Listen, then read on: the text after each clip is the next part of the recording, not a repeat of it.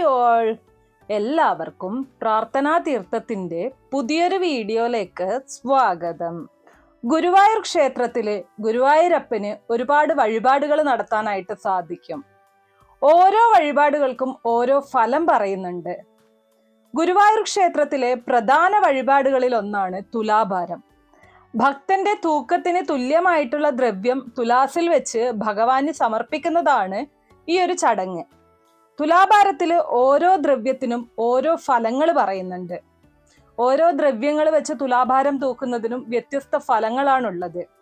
ഇന്നത്തെ വീഡിയോയിൽ ഞാൻ പറയാൻ പോകുന്നത് രോഗശാന്തിക്കായിട്ട് ഗുരുവായൂരപ്പന് സമർപ്പിക്കാവുന്ന ചില തുലാഭാര ദ്രവ്യങ്ങളെ കുറിച്ചാണ്. ഈ തുലാഭാര ദ്രവ്യങ്ങൾ വെച്ച് തുലാഭാരം നടത്തി കഴിഞ്ഞാൽ രോഗശാന്തി ഉണ്ടാവും. ഇതിനും ഓരോന്നിനും വ്യത്യസ്ത ഫലങ്ങളാണ്. അതായത് വ്യത്യസ്തമായിട്ടുള്ള ആരോഗ്യ പ്രശ്നങ്ങൾക്ക് വ്യത്യസ്തമായിട്ടുള്ള ദ്രവ്യങ്ങൾ കൊണ്ടാണ് തുലാഭാരം നടത്തേണ്ടത്. അപ്പോൾ ഇന്നത്തെ വീഡിയോയിൽ നമുക്ക് ഇതിനെക്കുറിച്ച് ഡീറ്റെയിൽഡ് ആയിട്ട് നോക്കാം. വീഡിയോയിലേക്ക് കടക്കുന്നതിന് മുമ്പ് നിങ്ങൾ പുതിയതായിട്ടാണ് എൻ്റെ ചാനൽ കാണുന്നത് എന്നുണ്ടെങ്കിൽ ദയവേദി ചാനൽ ഒന്ന് സബ്സ്ക്രൈബ് ചെയ്യുക. തൊട്ടടുത്ത് തന്നെ ഒരു കുഞ്ഞു ബെല്ലൈക്കൺ ഉണ്ട്, അതുകൂടെ ഒന്ന് പ്രസ് ചെയ്യുക. അതിൽ ഓൾ എന്നുള്ള ഓപ്ഷൻ സെലക്ട് ചെയ്ത് കഴിഞ്ഞാൽ എൻ്റെ എല്ലാ വീഡിയോസിനും നിങ്ങൾക്ക് നോട്ടിഫിക്കേഷൻ കിട്ടുന്നതായിരിക്കും. ആദ്യമായിട്ട് തുലാഭാരം വഴിപാട് നടത്തിയത് ഭഗവാൻ ശ്രീകൃഷ്ണനായിരുന്നു. പുരാണ പ്രകാരം പത്നി രുക്മിണി ദേവി ഭഗവാനോടുള്ള ഉദാത്തമായ ഭക്തി തെളിയിക്കാൻ സമർപ്പിച്ച വഴിപാടായിരുന്നു ഇത്. തുലാഭാര സമയത്ത് സമർപ്പിച്ച ദ്രവ്യങ്ങൾക്കൊന്നും ഭഗവാന്റെ തട്ട് ഉയർത്താനായില്ല.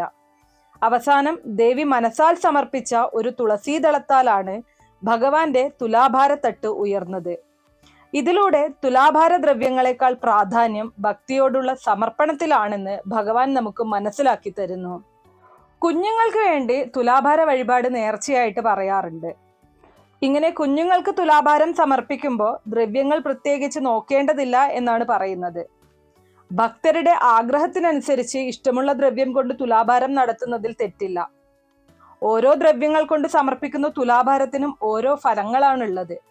ഇനി അതറിയാതെ നിങ്ങൾ ഏതെങ്കിലും ഒരു തുലാഭാര ദ്രവ്യമാണ് മനസ്സിൽ വിചാരിച്ചത് എന്നുണ്ടെങ്കിൽ നിങ്ങളുടെ ആഗ്രഹം അല്ലെങ്കിൽ നിങ്ങളുടെ ബുദ്ധിമുട്ട് പ്രാർത്ഥിച്ചുകൊണ്ട് ആ ഒരു ദ്രവ്യത്തിൽ തന്നെ തുലാഭാരം നടത്തുക.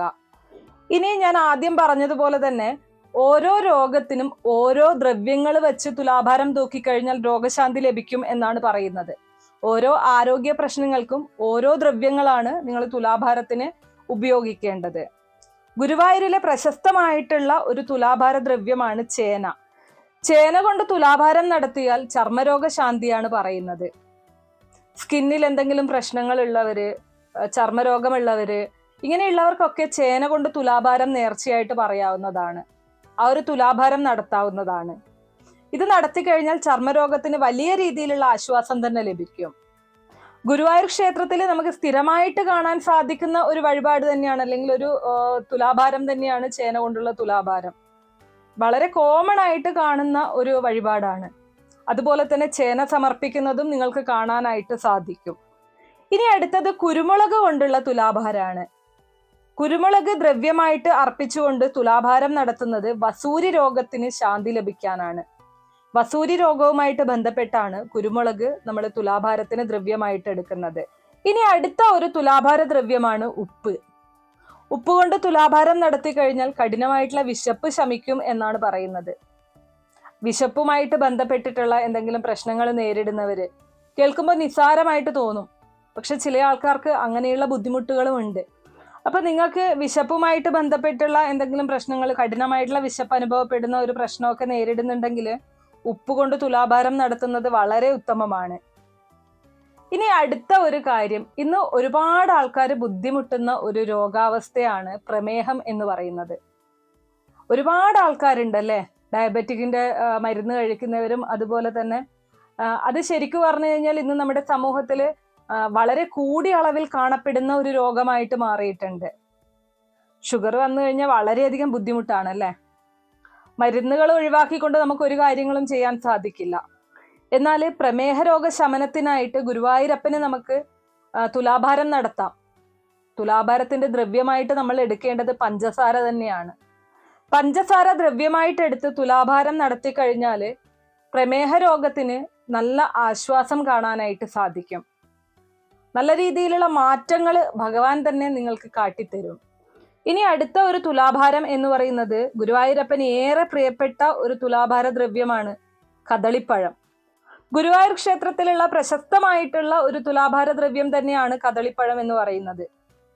സർവ്വരോഗ വിമുക്തിക്കായിട്ടാണ് കദളിപ്പഴം കൊണ്ട് തുലാഭാരം നടത്തുന്നത്.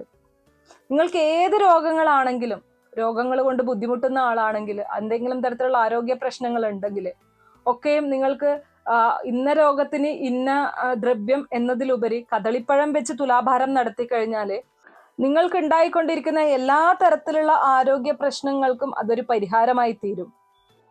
വളരെ പ്രധാനപ്പെട്ട ഒരു തുലാഭാര ദ്രവ്യമാണ് കേട്ടോ കദളിപ്പഴം എന്ന് പറയുന്നത്. ആർക്കും ഏത് ദ്രവ്യം ഉപയോഗിച്ചും ഈ പറഞ്ഞതുപോലെ തുലാഭാരം നടത്താവുന്നതാണ്. കുട്ടികൾക്ക് മാത്രമേ ഇന്ന ദ്രവ്യമെന്നോ അല്ലെങ്കിൽ മുതിർന്നവർക്ക് മാത്രമേ ഇന്ന ദ്രവ്യമെന്നോ അങ്ങനെയൊന്നുമില്ല. നിങ്ങൾ മനസ്സിൽ ആഗ്രഹിക്കുന്നത് ഏത് ദ്രവ്യം ഉപയോഗിച്ച് തുലാഭാരം നടത്താനാണോ ആ ദ്രവ്യം ഉപയോഗിച്ച് തന്നെ നിങ്ങൾക്ക് നടത്താനായിട്ട് സാധിക്കും. ഇനി അടുത്ത ഒരു തുലാഭാര ദ്രവ്യമാണ് കയർ.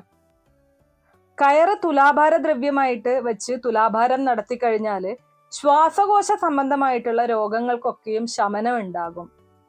ശ്വാസതടസ്സം ഉണ്ടെങ്കിൽ, അതുപോലെ തന്നെ അതുമായിട്ട് ബന്ധപ്പെട്ട് അങ്ങനെയുള്ള എന്തെങ്കിലും പ്രശ്നങ്ങൾ നേരിടുന്ന ഒരാളാണ് എന്നുണ്ടെങ്കിൽ കയർ ഉപയോഗിച്ച് തുലാഭാരം നടത്തുന്നത് വളരെ ഉത്തമമാണ്. എനിക്ക് തോന്നുന്നു ഇതിനെക്കുറിച്ച് ശരിയായിട്ടുള്ള ധാരണ പലർക്കും ഇല്ല എന്നുള്ളത്. കാരണം എൻ്റെ ഒരു ഫ്രണ്ടിൻ്റെ വല്യമ്മ ഇതേപോലെ ശ്വാസകോശ സംബന്ധമായിട്ടുള്ള ബുദ്ധിമുട്ടുകൾ നേരിടുന്ന സമയത്ത് ഭഗവാന് തുലാഭാരം നേർച്ചയായിട്ട് പറഞ്ഞിട്ടുണ്ടായിരുന്നു. പക്ഷെ കയറുകൊണ്ടാണ് നടത്തേണ്ടിയിരുന്നത് എന്നുള്ളത് അവർക്ക് അറിയുന്നുണ്ടായിരുന്നില്ല. കയറുകൊണ്ടാണ്. അപ്പൊ അവര് തുലാഭാര ദ്രവ്യം ഒന്നും വിചാരിക്കാതെ തുലാഭാരം നടത്താമെന്ന് മാത്രമാണ് പറഞ്ഞിട്ടുണ്ടായിരുന്നത്. അങ്ങനെ ക്ഷേത്രത്തിൽ പോയി പ്രാർത്ഥിച്ച് പുറത്തേക്ക് ഇറങ്ങുന്ന സമയത്ത് അവിടെയുള്ള ഒരു നമ്പൂതിരിയെ കണ്ടപ്പോൾ ഇങ്ങനെ സംസാരിക്കുകയും അദ്ദേഹം ഇവരോട് കയറുകൊണ്ട് തന്നെ തുലാഭാരം നടത്തിക്കോളൂ എന്ന് പറയുകയും ആ കയറുകൊണ്ട് തുലാഭാരം നടത്തിയപ്പോൾ നല്ല രീതിയിലുള്ള ആശ്വാസം അവർക്ക് ലഭിക്കുകയും ചെയ്തിട്ടുണ്ട്. ഇനി അടുത്ത ഒരു തുലാഭാര ദ്രവ്യം ശർക്കരയാണ്. ശരീരത്തിൽ നീരൊക്കെ വന്നിട്ടുള്ളവര്, നീരുമായിട്ട് ബന്ധപ്പെട്ട ആരോഗ്യ പ്രശ്നങ്ങൾ നേരിടുന്നവര് ഈ ശർക്കര ഉപയോഗിച്ച് തുലാഭാരം നടത്തുന്നത് വളരെ ഉത്തമമാണ്. നീരുമായിട്ട് ബന്ധപ്പെട്ടിട്ടുള്ള അസുഖങ്ങൾക്കൊക്കെയും ശമനം ലഭിക്കാനായിട്ട് ഇത് വളരെ നല്ലതാണ്. അടുത്തത് ഇളനീര് കൊണ്ടുള്ള തുലാഭാരമാണ്. ഇളനീര് തുലാഭാര ദ്രവ്യമായിട്ട് ഉപയോഗിച്ചു കഴിഞ്ഞാൽ മൂത്രതടസ്സം പോലുള്ള പ്രശ്നങ്ങൾ, ഇങ്ങനെ യൂറിനറി ട്രാക്കുമായിട്ട് ബന്ധപ്പെട്ടിട്ടുള്ള ആരോഗ്യ പ്രശ്നങ്ങൾ, അതുപോലെ തന്നെ മൂത്രവുമായിട്ട് ബന്ധപ്പെട്ടിട്ടുള്ള ആരോഗ്യ പ്രശ്നങ്ങൾ ഒക്കെയും വളരെ പെട്ടെന്ന് തന്നെ അതിനൊരു മാറ്റം കാണാനായിട്ട് സാധിക്കും. ഇങ്ങനെ എന്തെങ്കിലും തരത്തിലുള്ള മൂത്രവുമായിട്ട് ബന്ധപ്പെട്ടിട്ടുള്ള എന്തെങ്കിലും ആരോഗ്യ പ്രശ്നങ്ങൾ നിങ്ങൾ നേരിടുന്നുണ്ടെങ്കിൽ ഏറ്റവും ഉത്തമമായിട്ടുള്ള തുലാഭാര ദ്രവ്യം ഇളനീര് തന്നെയാണ്. ഇനി അടുത്ത ഒരു തുലാഭാര ദ്രവ്യം നാണയമാണ്. നാണയം വെച്ച് തുലാഭാരം തൂക്കുന്നത് വളരെ ഉത്തമമാണ്. അത് നമ്മുടെ സമ്പത്ത് വർദ്ധിക്കാനും അതുപോലെ തന്നെ കുടുംബൈശ്വര്യം വർദ്ധിക്കാനും ഒക്കെ സഹായിക്കുന്ന ഒരു തുലാഭാര ദ്രവ്യമാണ്. എന്നാൽ ഇതിനേക്കാൾ ഉപരി ഈ നാണയം കൊണ്ടുള്ള തുലാഭാരത്തിന്റെ മറ്റൊരു ഗുണം എന്ന് പറയുന്നത്, അല്ലെങ്കിൽ മറ്റൊരു ഫലം എന്ന് പറയുന്നത് ഹൃദയരോഗ ശമനമാണ്. ഹൃദ്രോഗവുമായിട്ട് ബന്ധപ്പെട്ട ഏതെങ്കിലും തരത്തിലുള്ള ആരോഗ്യ പ്രശ്നങ്ങൾ നേരിടുന്ന ആളാണ് എന്നുണ്ടെങ്കിൽ ഏറ്റവും ഉത്തമമായിട്ടുള്ള തുലാഭാര ദ്രവ്യം നാണയം തന്നെയാണ്. അപ്പൊ ഞാനിപ്പോ പറഞ്ഞിരിക്കുന്നത് ഓരോ ആരോഗ്യ പ്രശ്നങ്ങൾക്കും അല്ലെങ്കിൽ ഓരോ രോഗത്തിനും നിങ്ങൾക്ക് ചെയ്യാൻ സാധിക്കുന്ന തുലാഭാരത്തിന്റെ ദ്രവ്യത്തെക്കുറിച്ചാണ്. നിങ്ങൾ ഓൾറെഡി ഈ ഒരു ആരോഗ്യ പ്രശ്നവുമായിട്ട് ബന്ധപ്പെട്ട് ഭഗവാന് ഒരു തുലാഭാരം നേർച്ചയായിട്ട് പറഞ്ഞിരിക്കുന്നുണ്ട്. അത് നിങ്ങൾ മറ്റൊരു ദ്രവ്യം വിചാരിച്ചിട്ടാണ് പ്രാർത്ഥിച്ചിരിക്കുന്നത് എന്നുണ്ടെങ്കിൽ ഒരു കാരണവശാലും നിങ്ങളത് മാറ്റാനായിട്ട് പാടില്ല. ഞാൻ വീണ്ടും അത് എടുത്തു പറയുകയാണ്. നിങ്ങൾ മനസ്സിൽ പ്രാർത്ഥിച്ചത് എന്താണോ, ഭഗവാന് നേർച്ചയായിട്ട് പറഞ്ഞത് എന്താണോ, ആ ഒരു ദ്രവ്യം വച്ച് തന്നെ നിങ്ങൾ തുലാഭാരം നടത്തിയിരിക്കണം. നിങ്ങൾ ഒരു കാര്യം പ്രാർത്ഥിച്ചു, പിന്നീട് ഇതാണ് നല്ലത് എന്ന് കണ്ട് മാറ്റിക്കഴിഞ്ഞാൽ ഭഗവാനിലേക്ക് അത് എത്തില്ല എന്ന് കരുതി നിങ്ങൾ മറ്റൊരു ദ്രവ്യം ഉപയോഗിച്ച് തുലാഭാരം നടത്താൻ പാടില്ല എന്നില്ല.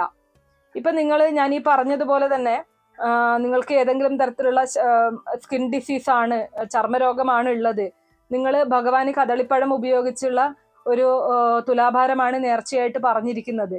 പക്ഷെ ഞാൻ ഈ വീഡിയോയിൽ പറയുന്നത് കേട്ടു, അപ്പൊ അതുകൊണ്ട് എന്നാൽ കദളിപ്പഴം മാറ്റി ചേനയാക്കാമെന്ന് നിങ്ങൾ കരുതി ചേന കൊണ്ടുള്ള തുലാഭാരം നിങ്ങൾ നടത്തി കഴിഞ്ഞാലും ഭഗവാനിൽ നിങ്ങളൊരു കടം അവിടെ വെച്ചിട്ടുണ്ട്. എന്താണത്? കദളിപ്പഴം കൊണ്ടുള്ള തുലാഭാരം നിങ്ങൾ നേർച്ചയായിട്ട് പറഞ്ഞു. അതിന് പകരം നിങ്ങൾ ചേന കൊണ്ടുള്ള തുലാഭാരം നടത്തി കഴിഞ്ഞാൽ അത് ശരിയാവില്ല. അപ്പോൾ ഈ ഒരു കാര്യം വളരെ പ്രാധാന്യത്തോടെ കണ്ട് ശരിയായ രീതിയിൽ മനസ്സിലാക്കിക്കൊണ്ട് മാത്രം ചെയ്യുക. ഇത്രയേ ഉള്ളൂ ഇന്നത്തെ വീഡിയോ കുറച്ചു പേർക്കെങ്കിലും ഉപകാരപ്രദമായി കാണും എന്ന് വിശ്വസിക്കുന്നു. ഇതുപോലുള്ള അറിവുകൾക്കായിട്ട് നമ്മുടെ ഈ ചാനൽ ഒന്ന് സബ്സ്ക്രൈബ് ചെയ്യുക. വീഡിയോ ഇഷ്ടമാവുകയാണെങ്കിൽ ലൈക്ക് ചെയ്യാനും ഷെയർ ചെയ്ത് മറ്റുള്ളവരിലേക്ക് എത്തിക്കാനും മറക്കരുത്. നിങ്ങൾക്ക് ഏതെങ്കിലും തരത്തിലുള്ള സംശയങ്ങളോ അഭിപ്രായങ്ങളോ നിർദ്ദേശങ്ങളോ ഉണ്ടെങ്കിൽ കമന്റ് ബോക്സ് വഴി ഇൻഫോം ചെയ്യാവുന്നതാണ്. നന്ദി.